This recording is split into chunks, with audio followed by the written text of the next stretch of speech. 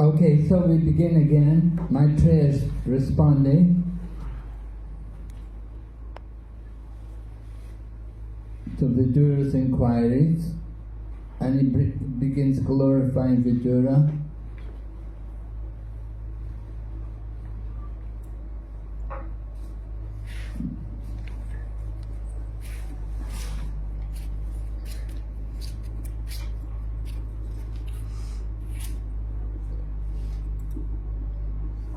And he talks about Vidura, how Vidura was born from the semen of Vyasadeva. So that's something discussed more in Mahabharata, that you all know about Vidura's birth, right?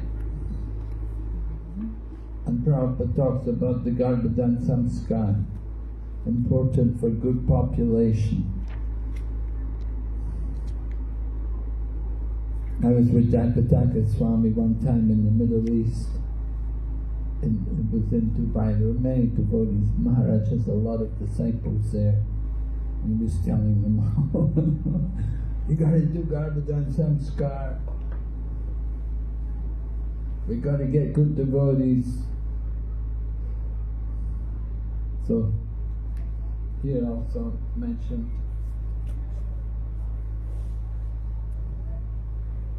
population. Birth control is not only vicious but also useless.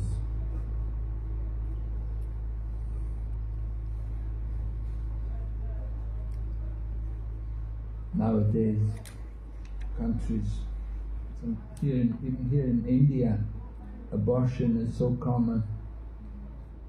You get people coming, they haven't just done one abortion, 6, 9 abortions, incredible. So then they talk, Vidura, Maitreya talks about Vidura's being cursed, how he became Vidura, and the incident with Mandavya Muni. So you remember that, I think you all know about that. So Vidura Yamaraj got cursed to become a Sudra. And what was the rule? They made a rule that when you punish people, because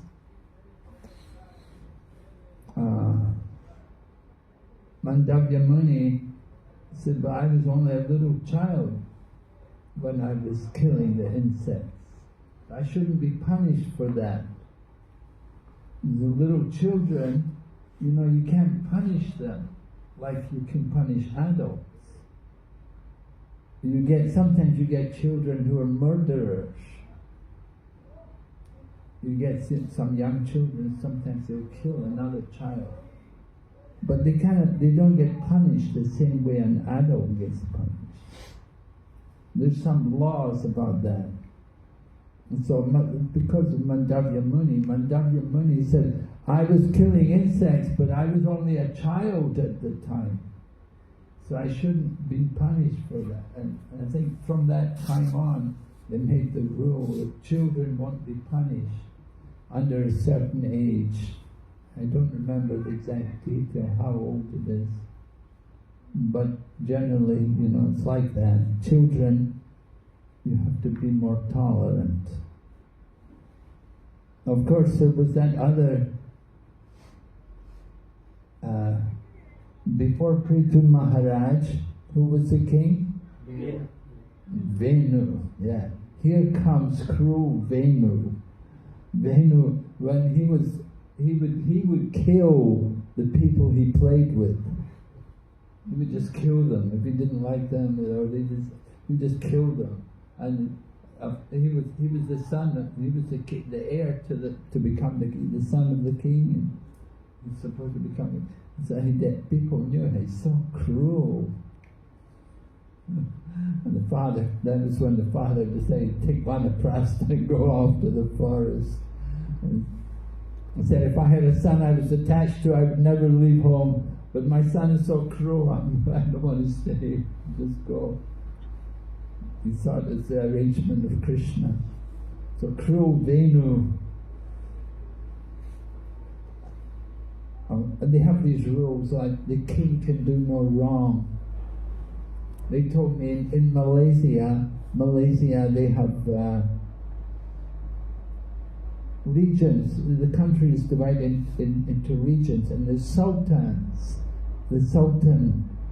of each state, different state, and the sultan is like a king, and he can do no wrong. And one devotee told me, he said that this sultan was playing golf one day. He had a golf club, and he was trying to hit them. And what happened, he swung the club and missed the ball. And one of the people who were there, who was like one of the servants of the king, he laughed.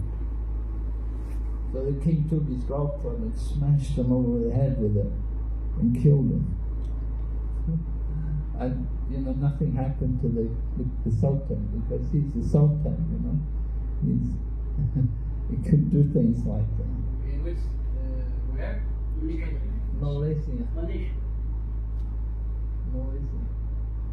So, I don't know how long ago it was, but anyway, he told me like that. Pretty amazing. These kind of things happen. So we read earlier, Maharaj, also in the Manu Samhita, the children, but also women, and it also mentioned about older senior people that are not to be punished. Yeah. So is it meant that we should have different law for them also? Well, Manu Samhita says a lot of things. We can't follow everything there in Manu Samhita. But this Prabhupada mentioned that. I mean, that was in first canto, particularly. Oh, really? No, probably it was in relation to Ashwatthama, was it? Yes. Yeah. Punishing Ashwatthama because he's the son of the Brahmana, the son of the Guru, so he shouldn't be punished. Yeah. Well, we do see some there are some differences there, for women, how we punish women, how we punish men. Older people, there would be consideration. But generally, they have to protect society. So if they see that things are wrong, then they do have to punish. And women sometimes also get the death penalty. Sometimes women are, hung, or in the U.S. and Malaysia also. There was a drug smuggling group, and there was 3 men and 1 woman. They all got hung because they were smuggling some drugs. They were all hung. So it happens. But there are sometimes exceptions also. There was one lady, who was the first woman executed in the U.S. She was conspiring to kill Abraham Lincoln, the president. And so she was the first woman executed in the U.S. Oh, she was aspiring to kill Abraham Lincoln. Yeah, there was 5 people. Oh. They got executed all? Yeah. Huh? He said. Yeah, all of them. They got executed. They all got killed. Oh. Interesting. Yeah, you see. So even though you're a woman, you're not exempt from punishment. And old people also should be punished. So here anyway, Mandavya Muni, he had cursed Yamaraj.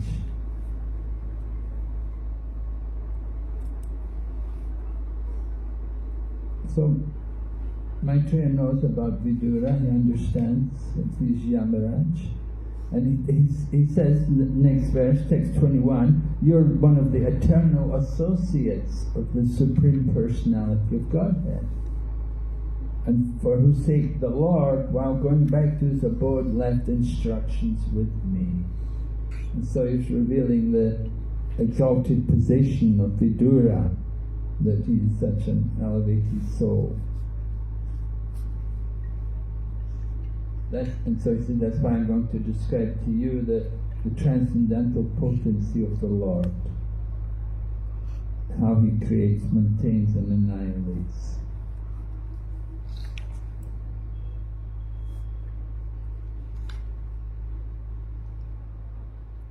So he speaks. The Lord is described by different names. Before the creation, Prabhupada mentions, before the creation there was no Garbhodakshaya Vishnu, no Karanadakshaya Vishnu, on the Purusha avatars. There was only the Lord. In the beginning of the creation there was only the one Supreme Lord. So everything came from him.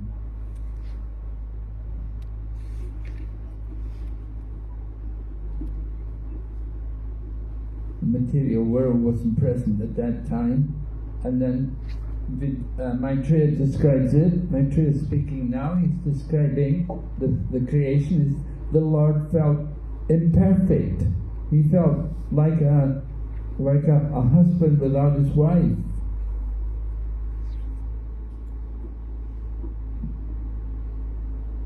The material energy was dormant, whereas the internal potency was manifest. So he felt imperfect without his plenary and separated parts and parcels. There was only the one Supreme Lord. And so he wants to feel some relationship, some pleasure. It said like Lord Nrsingadev, after he killed Hiranyakashipu, he took Prahlad and he sat Prahlad on his lap. And so at that time the Lord experienced something of Vatsalya Bhava, having a relationship with Prahlad. And then in future incarnations you see he comes as Lord Rama and Lord Krishna, and he enjoys these things more.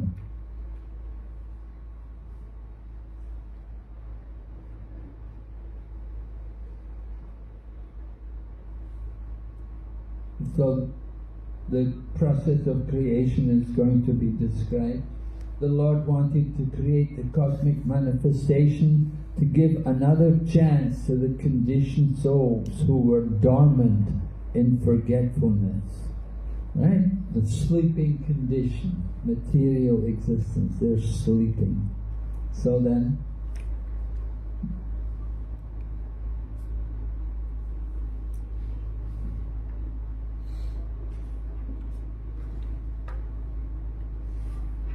so the external energy is known as Maya. Through her agency only the entire material manifestation is made possible.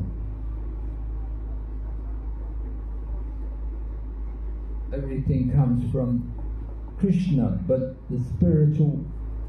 the energy is originally spiritual. The Lord glances over it, creates it, and impregnates the living entities into the material energy. So the material nature is moving under the direction of Krishna. So Prabhupada quotes a verse from the Bhagavad Gita. The material nature is not independent. It's moving under the direction of the Supreme Lord, Krishna. It's all going on under his direction.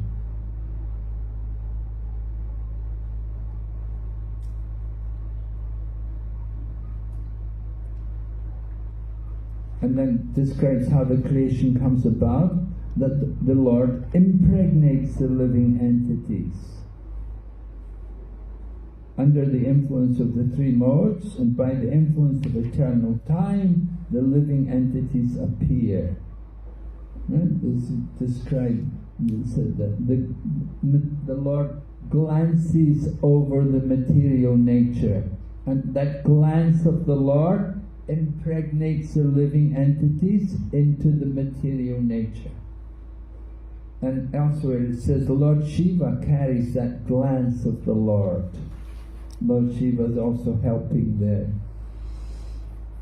So the material nature cannot produce living entities simply from the material elements, but the living entities are impregnated by the power of the Supreme Lord. The impregnation is performed by the first Purusha, by Mahavishnu, Karanarnavashayi Vishnu, simply by his glance, right? Just like Lord Varaha came from the nostril of Brahma, Lord Nrsimhadev came from the pillar knocked by Hiranyakashipu, and so in the same way the living entities are created, just put into the material nature simply by the glance from Mahavishnu. Because after the previous creation is over, the living entities are all they go back into the body of Mahavishnu. And then next creation they come out of the body of Mahavishnu. So they're in the body of Mahavishnu in the unmanifest state. And then they come out of Mahavishnu's body for the next creation.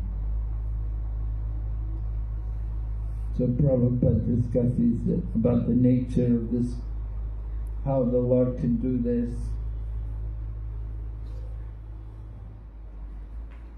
The main point is to understand they don't come just from the interaction of the material elements. We say life comes from life, not from matter. And so that is, of course, always a big subject matter to discuss with the scientists, to try to convince material scientists that life doesn't come from chemicals. Prabhupada encouraged the Bhaktivedanta Institute devotees that they should preach to the scientists that life comes from life. So His Holiness Bhakti Swarup Damodar Maharaj and other people like Sadaputta Prabhu and many other scientists in our movement, they're doing that work, trying to preach to scientific people, trying to convince them about the origin of life. The material scientists, of course, they have their theories. You have people like, who is it, that Stephen Hawkins and so on, big atheists, professors in Cambridge University, and they will say life comes from the black hole or something like that. You know, they have so many theories about the origin of life. So why are the living entities put into material life? Why are they impregnated into the material world? That for their enjoyment. We all want to enjoy, right? Krishna likes to enjoy. We also like to enjoy. So Krishna gives us a material body for our enjoyment. And if we don't come to our senses and come to spiritual consciousness, then Krishna puts you in the unmanifest condition. Just like before the beginning of creation. So you take body, we try to enjoy, and then we put back again into Mahavishnu, have to remain in the body of Mahavishnu a long time, then the next creation, then take another body. So then Maitreya brings up the subject matter of the Mahatattva. You've heard about the Mahatattva? Yes? Yes. What's the Mahatattva? It's the basis of everything. Well, after the Pradhan, there's the Mahatattva. What? So after the Pradhan, there's the Mahatattva. What is Pradhan? It's the The unmanifested stage of the Mahatattva. So the Mahatattva is the manifestation, right, of the three modes, equal balance. The glands of Karnadaksha Vishnu or the Pradhan? The glands of Mahavishnu, that's the living entities. But the Mahatattva, this Mahatattva, what is it actually? It's the conglomeration of all of the elements of the creation. Everything is there. It's sometimes one devotee described it, he says, like a khichdi.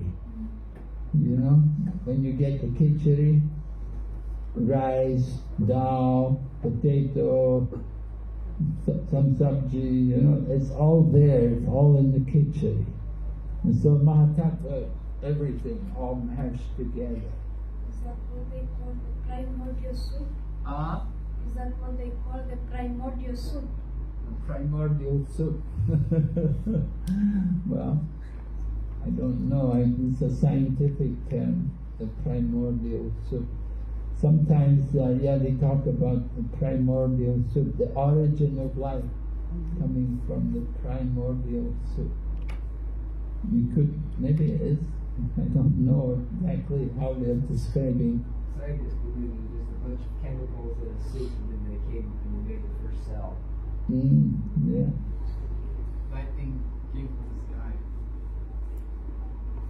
Anyway, the sum total of matter, everything, it's called the Mahatattva, and it became manifest. And in this Mahatattva, the Supreme Lord sowed the seeds of universal manifestation out of His own body.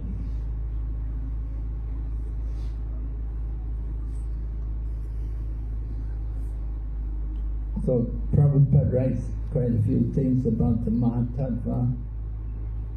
He said it's the shadow of pure consciousness, the germinating place of all creation. It is pure goodness with the slight addition of the mode of passion, and therefore activity is generated from this point. From this point, activity is generated. So then we said Mahatattva contains everything. So the Mahatattva differentiates itself into many different forms as the reservoir of the would-be end. The Mahatattva is Mahatattva is chiefly in the mode of ignorance, and it generates a false ego. So the false ego also comes from the Mahatattva. How are we supposed to understand? Prabhupada says Mahatattva is our shadow of pure consciousness. We hear it's in the mode of ignorance. I guess the shadow of pure consciousness is the mode of ignorance. Yeah, the shadow of pure consciousness. Mahatattva, or we hear it is the pure goodness with the slight addition of material mode of passion. Then we also hear that it's mode of ignorance, chiefly the mode of ignorance. Yeah, I know. Well, some places it's coming in Prabhupada's purport, other places quoting from the verse. So from the verse it mentions, it's coming from this. It's in the mode of ignorance. Although it doesn't seem to be stated there in the word meaning. If you look in the word meaning, I'll have to look up Swami's translation of this and see what Swami has to say about it. If you Swami, he's got his book on the Srimad Bhagavatam has the commentaries of all the Acharya, the commentary of Baladeva Vidyabhusan,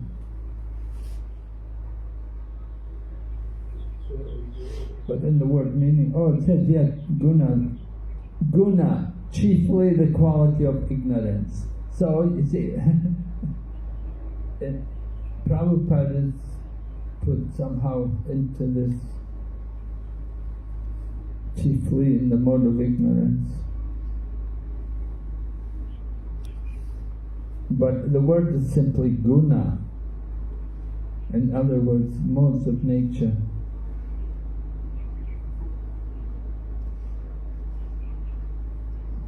Prabhupada wants to add something, a particular meaning.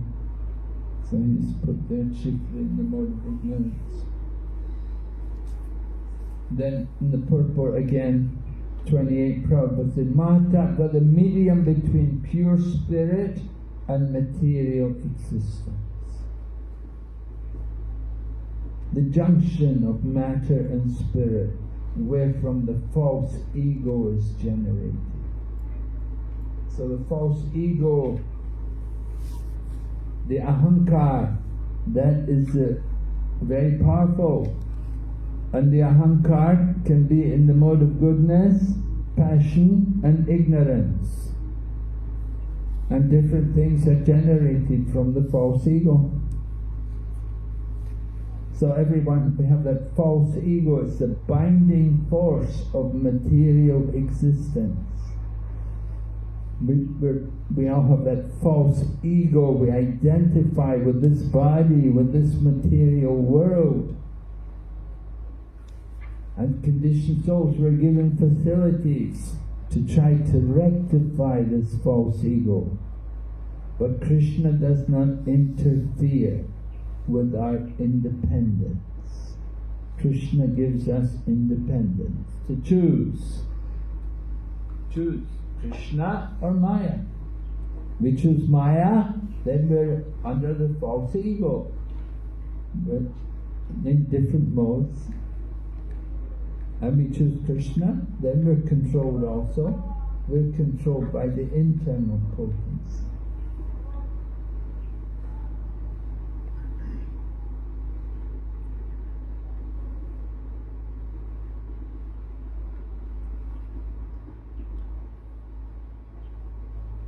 So next verse describes false ego is represented in different modes: goodness, passion and ignorance.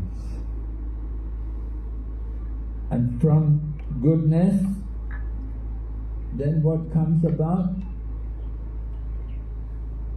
Goodness, false ego, eternal time, and the Supreme Lord produces the mind. The mind comes about from the false ego in the mode of goodness.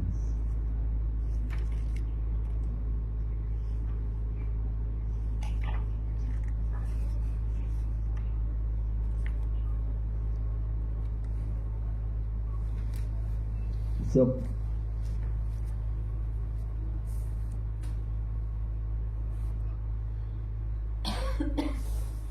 Prabhupada describes the thinking of people in each mode. He said people in the mode of goodness, they are thinking everybody's God. And they laugh at the pure devotees who are engaged in serving the Lord. And those who are in the mode of passion, they try to lord over the material nature. Engage in different activities. And then people in the mode of ignorance, they simply identify with the body. So all the activities are centered around the body. But Krishna so kindly tries to help us. He presents the Bhagavad Gita.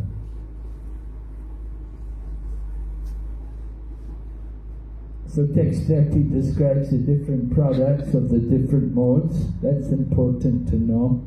That the false ego is transformed into mind by interaction with the mode of goodness. False ego in the mode of passion is transformed into what? The intellect, yes, the intelligence comes from false ego and the mode of passion. And false ego in the mode of ignorance produces the senses. Yeah. So, false ego in the mode of goodness also produces the demigods.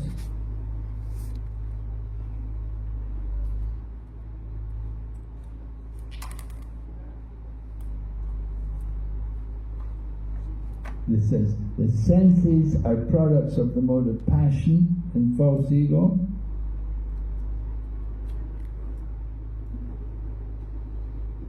But the intellect also, certainly in Kapila Shiksha, they say the intelligence comes from the mode of passion. Here it just simply says the senses.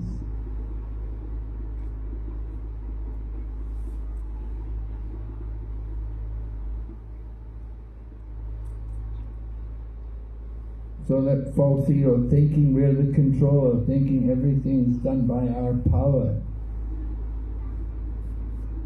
Right? False ego, Ishwaraham, Aham Bhogi, the demon thinks, I am the controller, I am the enjoyer, I am perfect, I am strong. This is all due to false ego.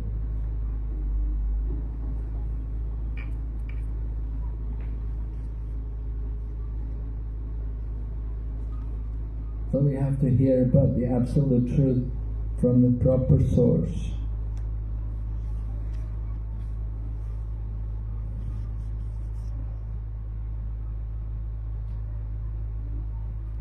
And then text 32 goes into describing about the different elements, how these elements are produced. And of course the process of creation is always from subtle to gross. So the finest element is, what's the finest element? Ether. The subtlest element, ether. Prabhupada was reading, somebody had given Prabhupada a book, it was called Aquarian Gospel or something.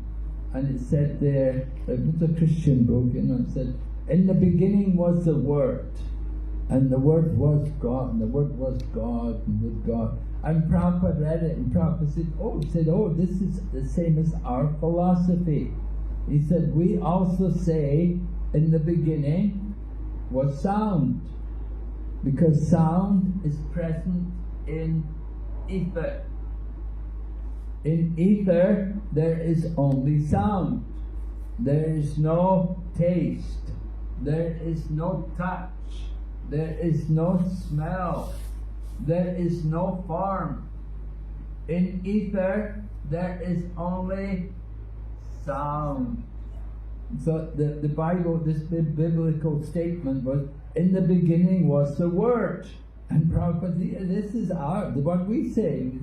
Creation began with sound. Of course, sometimes the impersonalists, they say, Om, everything comes from Om, right? The sound Om, and everything comes about from that one sound of Om, the Omkara.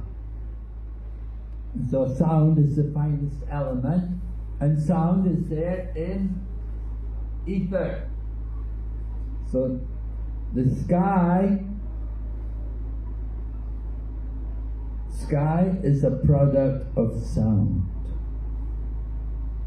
Sound is the transformation of false ego in the mode of ignorance.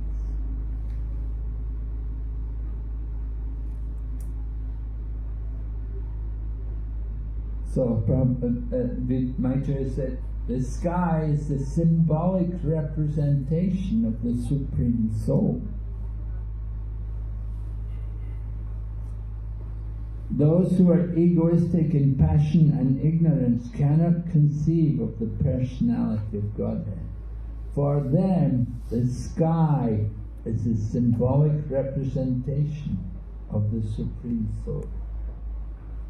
Just like you studied the universal form, materialistic people, they're not able to conceive of the form of the Lord in divinity, the divine form, but they can think of the Lord in the universe. It's the universe. It's all part of the universal body. So here also, the sky is the representative of God, the Supreme Soul. And then after sky, then the next element to be created. After sound, the next element. Air. Yes. With air there will be touch, right? Put the fan on, you can feel, the wind blows, woo, you can feel the cold, right? You feel the touch of the wind. When the wind blows, you can feel it. So that's the nature of the wind, that has the element of touch. Is there sound also? Yes, you can hear the wind. Sometimes you hear the wind blowing. You can hear the sound it makes. So sound is there and touch is there. But there's no taste, there's no aroma, and there's no form. But there is sound and there is touch.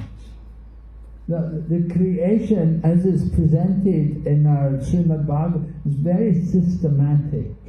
It's very clear. You don't find such a clear explanation of how things come about any other place. You know, what do they say in Christianity about how creation came about? Are you from a Christian background?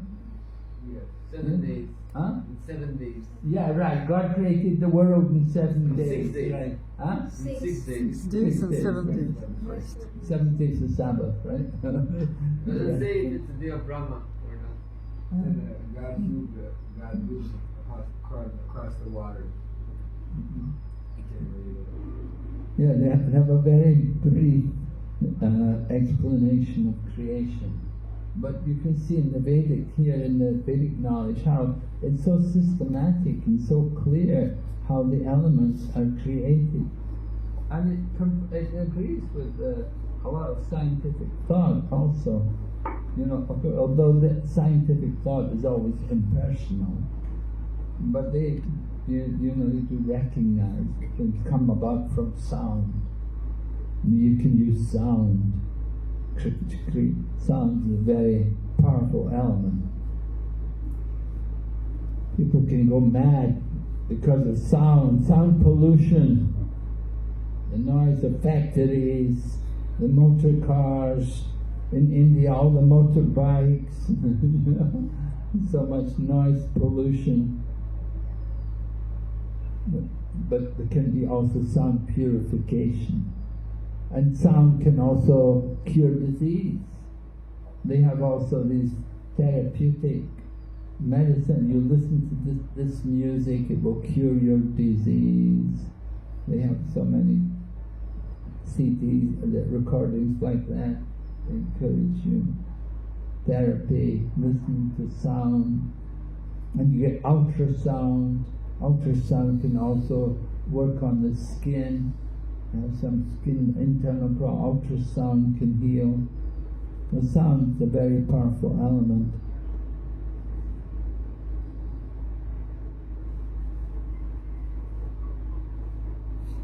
Alright, so you get sound, and then from sound you get the air. With the air there is touch, and then after that, Fire. next element will be Fire. right, fire. Yes. And with fire there will be a form, a big fire or a little candlelight. They each have their own individual forms. So these forms are all there. And with that form there's also sound and there's also touch. Here they talk about electricity, the perception of form transformed into electricity.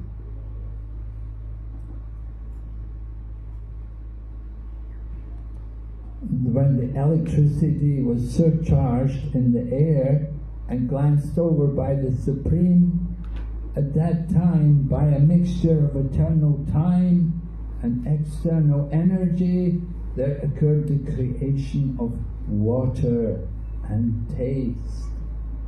So how did water come about? It came about in this way. It's all explained. Electricity was surcharged in the air and the glance of the Supreme. And then along with eternal time and the external energy, and then you get water, the taste of water, and finally then you come up with the final element. The grossest element is earth, which has the primary quality of smell. The aroma of the earth. The one company, they're selling perfumes, they call it earth scents. They have scent, the different oils, perfumes, they take it from the earth. It's all coming from the earth. So you can see very systematically the 5 different elements of material creation are there, and it's all done through the Supreme Lord. We have to see behind everything, there's the hidden hands of the Lord. It's not just happening by chance.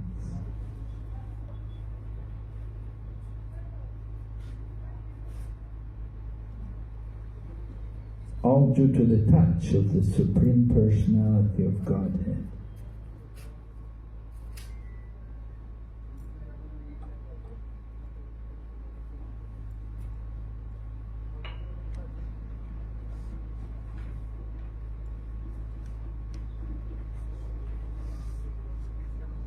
So then we hear about the controlling deities of the above mentioned physical elements.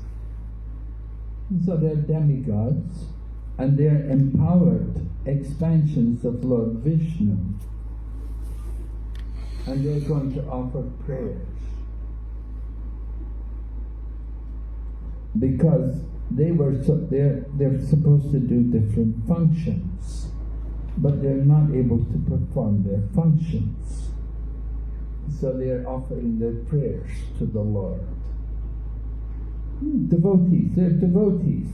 So when they need help, they want to become empowered to do service for the Lord, they will naturally pray to the Lord to help them.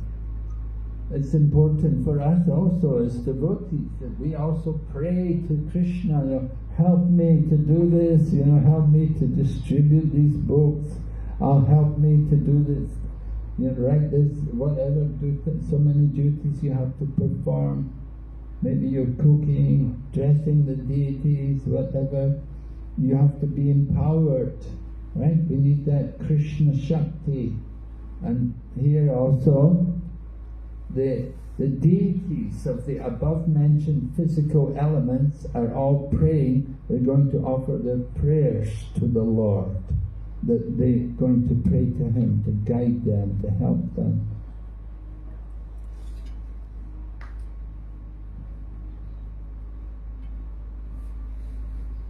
So Prabhupada talks about how people, they think, some people, they say this is all mythology. They don't believe that there are such controlling demigods.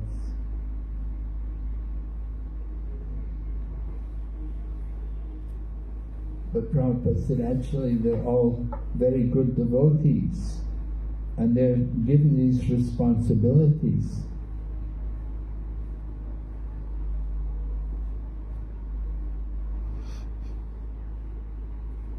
So we should understand the position of the demigods,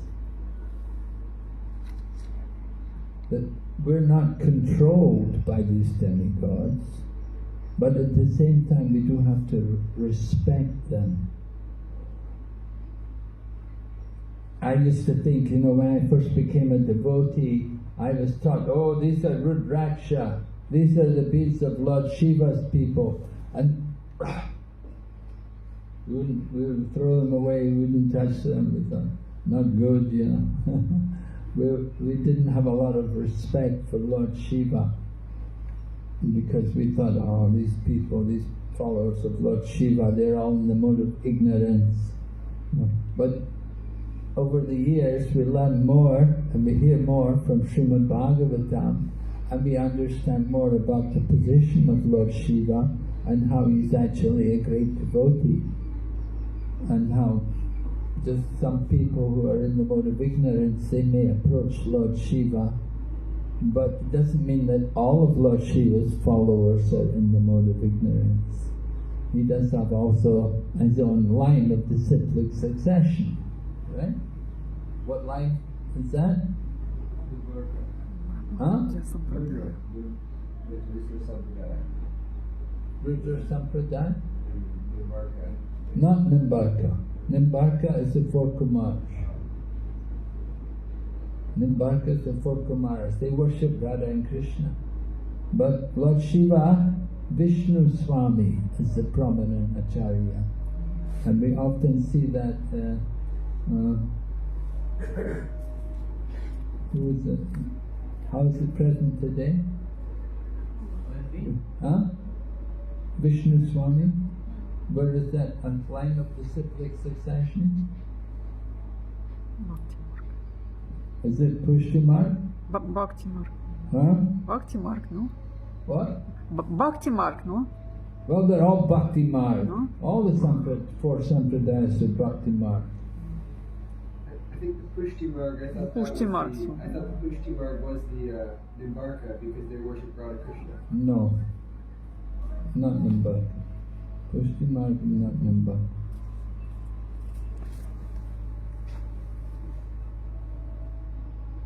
Yeah, they do worship. They don't worship Radha and Krishna. And Pushti Mark, they worship Krishna as a child. They worship him as a little child. Their worship of Krishna is done like that, treating him like a baby, offering different milk sweets, and they will cook things like that, which are very easy to digest. That's coming from Balabacharya, correct? The Pushti Marg? Yeah, Balabacharya.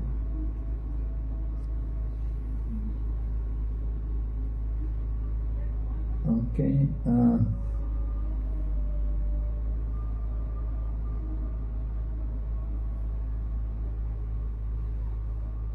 Anyway, the important point is while we respect the demigods, and certainly we should respect Lord Shiva. Actually, Sanatana Goswami was a great devotee of Lord Shiva, and we should offer respect to them. Lord Shiva is the controller of false ego. So if we have trouble with our false ego, as we do, we can take shelter of Lord Shiva, and he can help us to conquer over the false ego.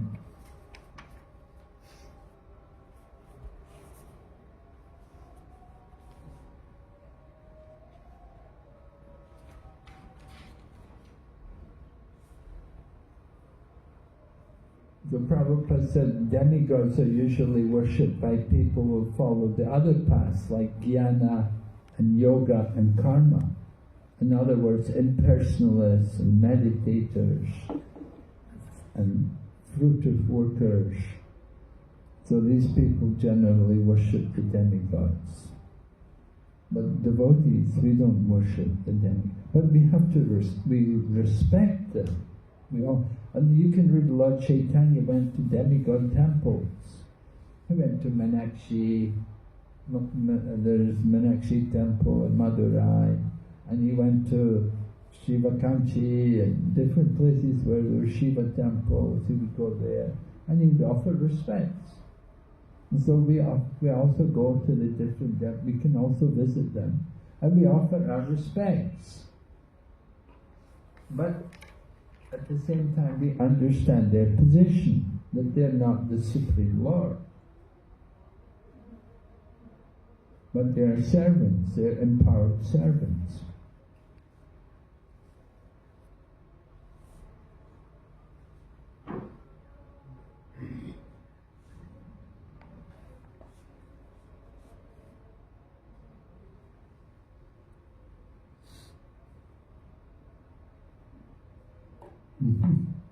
Prabhupada gives an interesting example there in the purport. He talks about how the mango tree and the nimba tree are both there on the side of the river Ganga. So they're both getting water from the Ganga. And so the mango tree, the fruits from that are very sweet, but the nimba tree is very bitter. But they're both getting water from the same place, but they have a different nature. Nature of the mango is sweetness, that's due to its own karma. And the nature of the bimba fruit is to be very bitter. So in the same way you've got people who are demons, who are envious, who are the lowest of men. So Krishna puts them into various demoniac species of life.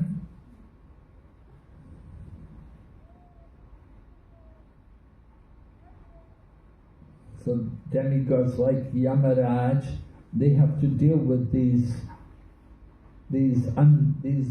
demonic-like persons who are always trying to disturb the situation within the universe.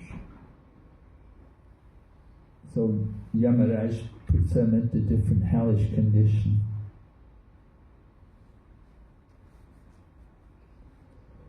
So text 39, the demigods begin offering their prayers. And what are they praying for? What is their problem? Demigods, they come and pray, they have something, they want something, right? You want something, what do you want to get? What do the demigods want to get? What do you think they want to get? Empowerment. Yeah, empowerment to do what? To do the service of maintaining. Yeah, they've got some function, universal function. The Lord wants them. They're supposed to, because who are these demigods? They're the agents for the different elements of the creation. They're the represent. They're in charge of like there's a demigod for the earth, there's a demigod for the air, for the water. And they're given that each responsibility. They have to do different functions as a service for the Lord, but they're not able to do them. So they've come to the Lord to ask for His help. And when you want something, the best thing to do is you don't just come and say, I want this, give me that. What do you come and do? You go to your mother and say, oh, Mommy, you're so nice to me. You take such good care of me. Oh, Mommy, I love you so much. Can you get me on your mobile phone? Right? You have to know how to nourish the mother, to keep her happy, to please her. So the demigods have come to ask the Lord for something. So first they glorify the Lord, and then they will ask what they want. So they describe the Lord's position, how He's like an umbrella, and we're situated under the umbrella. So under the shelter of the Lord, He's protecting us.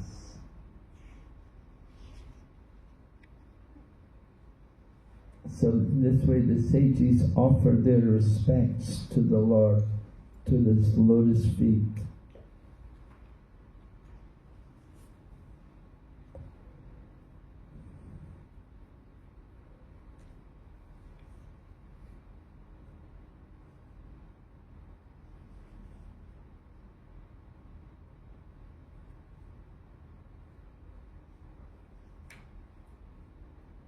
So without accepting the shelter of the Lord, then you can never get free from the difficulties of material life. But the problems of material existence will always be there until you actually take shelter of the Supreme Lord. And Prabhupada mentions that you may do a lot of austerities and tapasya, You may give a lot of charity, you may do so many yagyas, but if we don't take shelter of the Supreme Lord, then we will never get free from the miseries of the material world. The problem, the miseries of material life.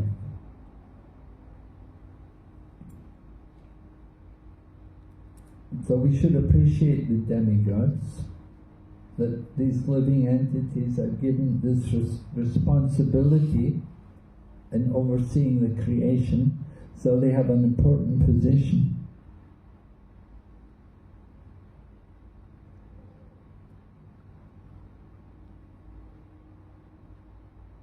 So they describe nature of the material world, 3 kinds of miseries. But if you take shelter of the lotus feet of the Lord, then they're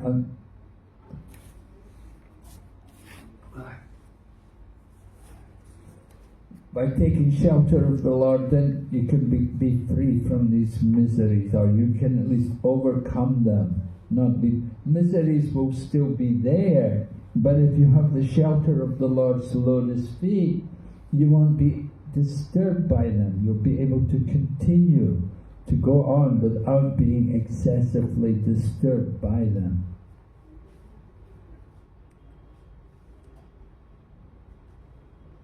Prabhupada writes in the purport there, the argument, unless one has proper knowledge, one cannot be freed from material miseries, is undoubtedly true. But because the lotus feet of the Lord are full of transcendental knowledge, acceptance of His lotus feet completes that necessity. Right? We may think, oh, knowledge, then I need to cultivate more knowledge, gyan. And we see also in Bhagavad Gita, Krishna talks about 4 kinds of people who come to him, right? Which one is the best? Yeah, why? Because he has knowledge of the absolute truth. She's like But what's the problem with gyan? proud. One is still obsessed with their own. They're not developing pure love yet. Well, the problem is it takes a long time to advance. Bahunam gyanamanti gyanavam prapajanti. After many births and deaths, one who is actually in knowledge surrenders to me. So you advance very slowly by the path of knowledge. But if you take to the path of devotion, you can quickly come. And we find, Prabhupada quotes the verse here, that by doing bhakti yoga, you will automatically get jnana and vairagya.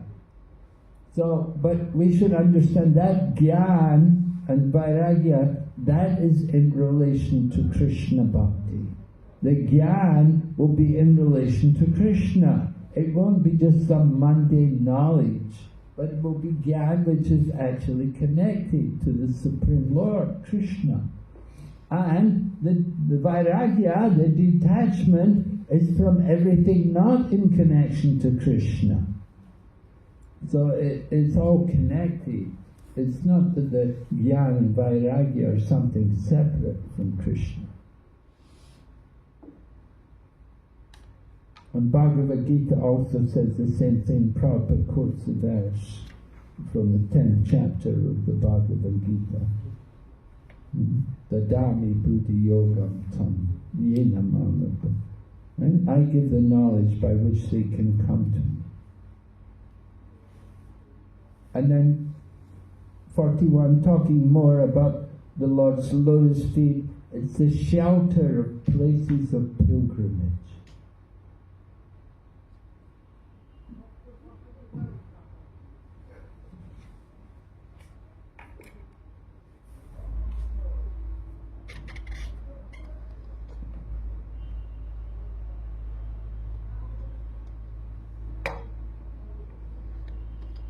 And some people take shelter at the Ganga. Why? bathe in the Ganga, get rid of all your sinful reactions. Right? People are coming to Mayapur, they come to Mayapur, they go to the Ganga, take bath. Why? Not just to get clean, but to get rid of their sinful reactions. By bathing in Mother Ganga, then they can leave their sinful reactions there in the Ganga. Mother Ganga didn't want to come because she was worried about all the people coming who would come and bathe in her water and leave all their sinful reactions in her water. But they were able to pacify Mother Ganga. What did Bhagirathi tell her? Devotees. Huh? Pure devotees will come.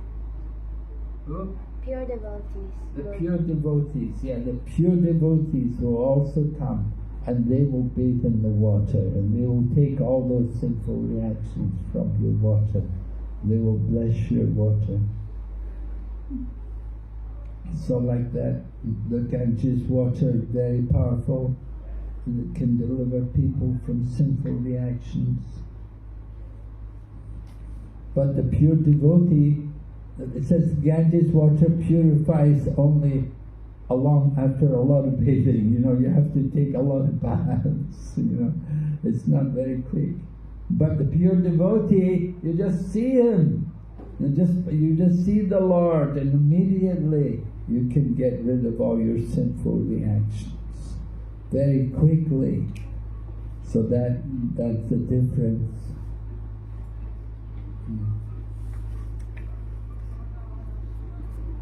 But both the river Ganges and the Bhagavad Gita give transcendental happiness, can take shelter of them. Prabhupada says, even Shankaracharya said, a little drop of Ganga water and knowledge of the Bhagavad Gita and you can get liberated, protected from Yamaraj. So even Shankaracharya is praising.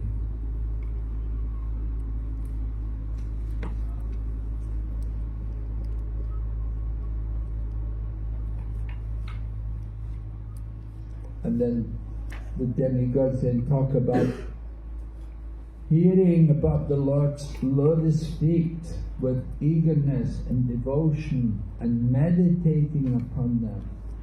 Then we can become detached and we can awaken transcendental knowledge. So Rupa Goswami has described similarly in Upadeshamrita, Utsahan Nishchaya, like enthusiasm, patience, determination. Prabhupada writes, a little eagerness for hearing can surpass all other methods of attaining knowledge and detachment. Other methods, what would other methods be? Speculation, philosophical speculation, mental speculation. Yeah, maybe. Austerities, submerge yourself in the icy water up to the neck all night, right? And then in the summer, light fires around you and sit under the hot sun and meditate. That's austerities. These kind of, but you'll advance very slowly. But if you hear a little eagerness to hear, that's a whole different world.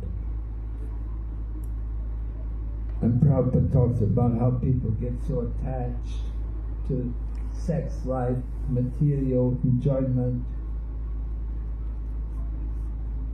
So what's important is that two essentials for self-realization, knowledge and detachment.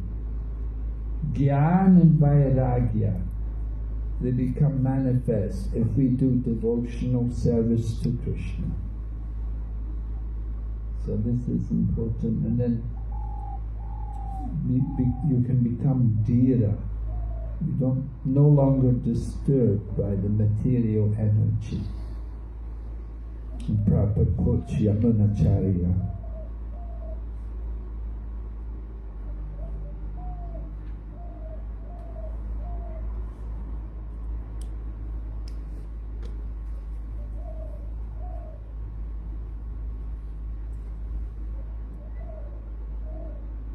the demigods continue, they talk about the Lord's incarnations for creation, maintenance and annihilation. In other words, the Lord is so powerful, He can do all these things. He can destroy the world, He can create 3 different deities, Brahma, Vishnu and Shiva.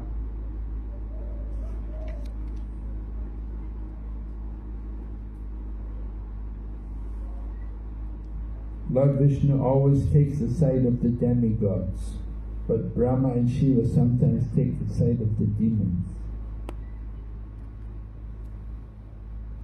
And Prabhupada gives an interesting comment. He says, sometimes they do something in order to gain control over the demons. So Brahma and Shiva are actually devotees, but sometimes they do these things just to get control over the demons.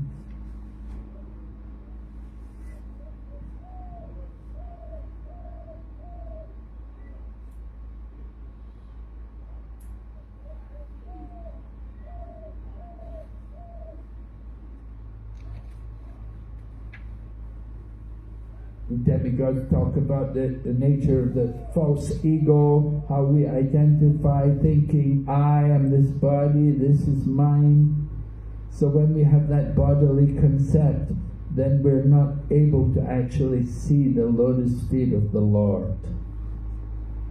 But the demigods say, your lotus feet are situated within their own bodies, within our own bodies. Although that we cannot see that, but the Lord's lotus feet are there within every living entity. We should understand the Lord is there in the heart of all living entities. So His lotus feet are also there.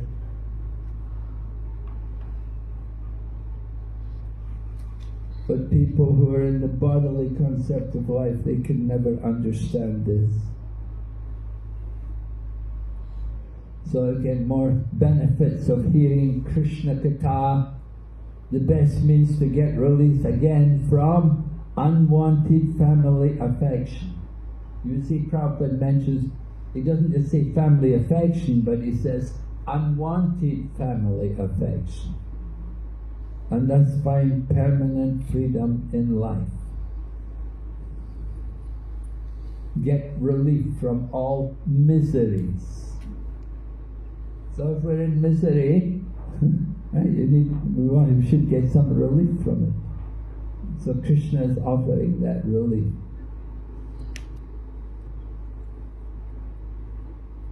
Demigods continue, text 46. Offensive persons, their vision is too affected by materialistic activities, cannot see your lotus feet. But the pure devotees, they can see. So, people in the bodily consciousness, Krishna says in Bhagavad Gita, Naham prakasha sarvatma yoga maya samahrita. I am never manifest to the foolish, the unintelligent. They can know me. Only the devotees can know Krishna.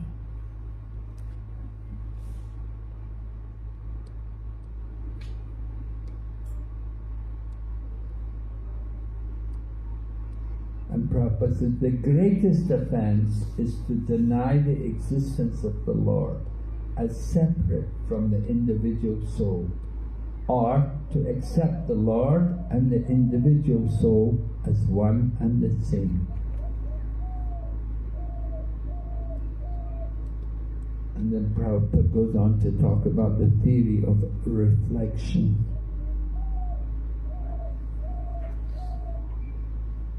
And then continues, he gives the example about Magrari the hunter, and how the hunter was delivered by the mercy of Narada Muni.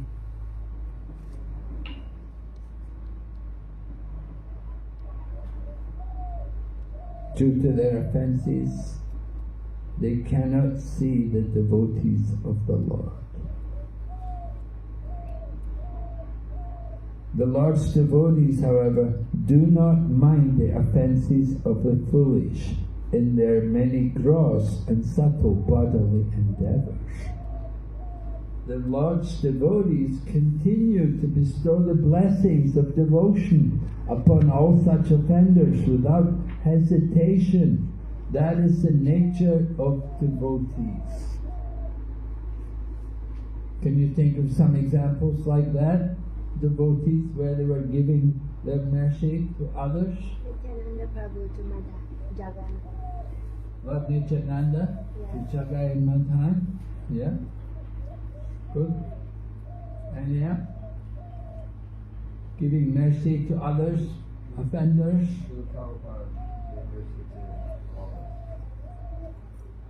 All the hippies, all the Bauri. What about in the past? Rupa and Sanatan were famous for, the six Goswamis were famous for being close with the ruffians and with the Brahmins. Loved by the gentle and by the ruffians. Yadira Dira Vachanak Yokyakam. Yeah, they were loved by the gentle and the ruffians. And Haridas Thakur was beaten in 22 marketplaces, but he prayed to the Lord, please deliver them, don't let them suffer.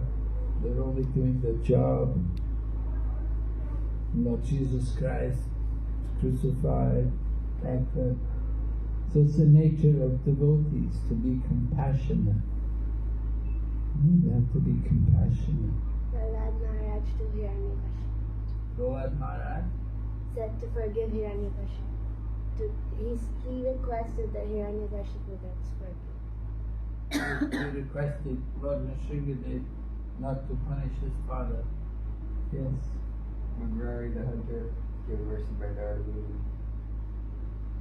Yes, Narada Muni gave his mercy to the hunter to make him a devotee. Okay, we'll finish this chapter tomorrow. Just a few more verses. We're up to 40, 45, 46. We'll cover tomorrow. Don't want to go over time. It's already 3 hours. Alright, so we'll meet you tomorrow. We only have 4 chapters in the unit, so I think we can finish it this week. Chapter a day. Right, so, any questions? Anybody?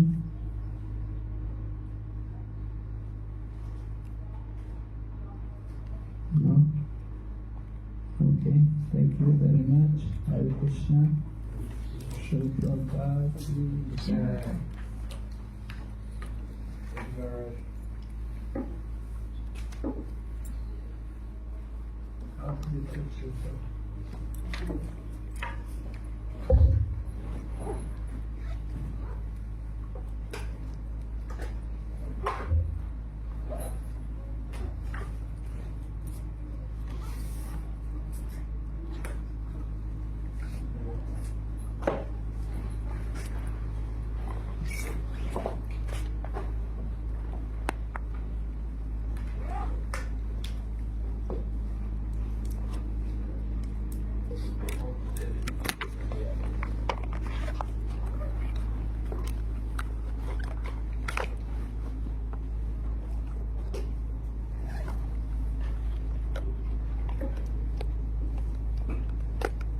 You don't carry anything there?